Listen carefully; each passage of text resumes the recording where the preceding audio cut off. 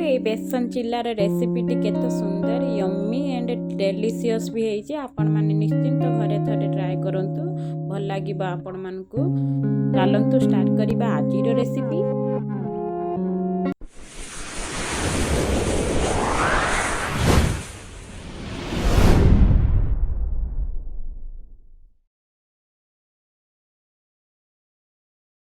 Hello friends, स्वागत करुच्ची मोर YouTube channel Rashmita and नीलाक्षी.com को।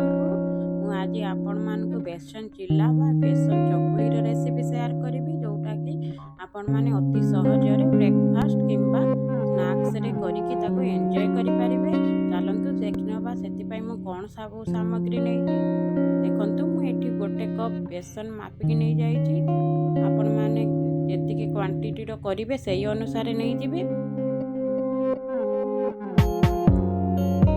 बड़ साइज रो कंचा आलू को मु ग्रेट कर नहीं छी। आपण माने चाहिए छोट छोट पीस रे काटिकी मध्य यूज करि परिबे। आलू दबा द्वारा यार टेस्ट भलो आसी थाए। गोटे छोट चामच चाट मसला, छोट चामच जीरा,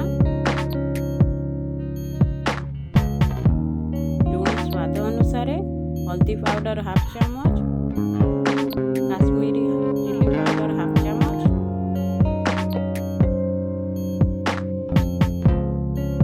प्याज छोट छोट पीस रे मु एठी काटि नै छी। धनिया पत्र काटिकी रखि देई छी। कैप्सिकम को भी मु छोट छोट पीस रे काटि नै छी। आपण माने कोन भी परिबा को एठी यूज करि परिबे। गाजर बीन्स को छोट छोट पीस रे काटिकी मध्य यूज करि परिबे। टमाटो को मु काटिकी रखि देई छी। अदा रसुन रो पेस्ट नै जाई छी। आपण माने चाहे अदा रसुन छेचिकी मध्य यूज करि परिबे। अदा रसुन रो ए फ्लेवरटा भल लागि थाए ए रेसिपी रे। कंचा लंका को काटिकी नै जाई छी। जो बेसन रखिथिले गोटे बाउल को ट्रांसफर कर दउची। सेथिरे मु जो वेजिटेबल काटिकी रखिथिले ताको ऐड करि दउची। टमाटो, कैप्सिकम, धनिया पत्र, पियाज, कंचा लंका, अदा रसुन रो पेस्ट सब को मु ऐड करि देली। हल्दी powder, Kashmiri red chilli powder, लूण मु ताको भी ऐड कर नेली। चाट मसला, जीरा ताको भी ऐड कर देली। ग्रेट करके रखिथिली आलू ताको भी ऐड कर नेली।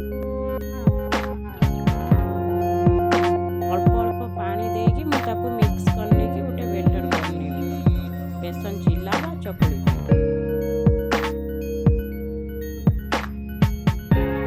देखो मोर बेटर टी रेडी हो जाई छी।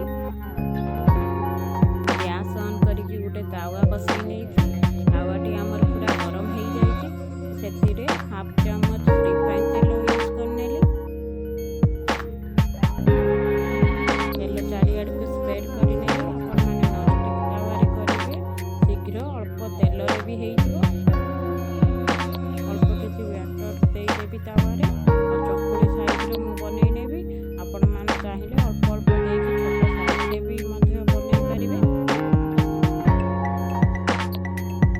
आपण माने ए रेसिपी को निश्चिंत घरे ट्राई करंतु। छोट पिला आराम से खाई परिबे। एटा भी हेल्दी होबो ब्रेकफास्ट रे स्नैक्स रे। कवर करिकि 5 मिनिट मीडियम फ्लेम रे छाडी देबी। कवर खोली नेबी। आ ऊपर तेल टिके स्प्रेड करि नेबी चारिआड को।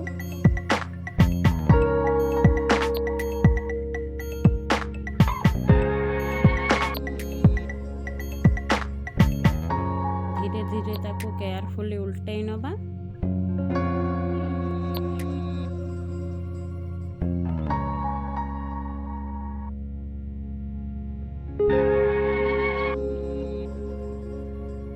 आउ किछि समय आउ गोटे साइड को होबा पई कवर करिकि 5 मिनिट छाडी दबो।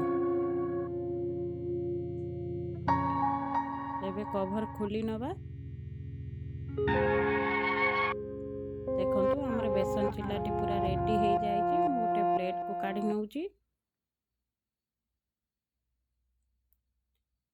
सेम प्रोसेस रे मु आपण मानको आउ गोटे चिल्ला करिकि देखै नउची। ମାନେ ଏଇ ରେସିପିକୁ ନିଶ୍ଚିନ୍ତ ଘରେ ଟ୍ରାଏ କରନ୍ତୁ, ଭଲ ଲାଗିବ। କଭର୍ କରିନେଲି, କଭର୍ ଖୋଲିକି ତେଲ ଉପରେ ଟିକେ ସ୍ପ୍ରେଡ୍ କରିନେଲି, ତ ଉଲ୍ଟେଇ ନେବି। ଆଉ କିଛି ସମୟ କଭର୍ କରିକି ଛାଡ଼ିଦେବି। ଏବେ କଭର୍ ଖୋଲି ନେଲି, ଆମର ଚିଲ୍ଲାଟି ପୁରା ରେଡ଼ି ହେଇଯାଇଛି।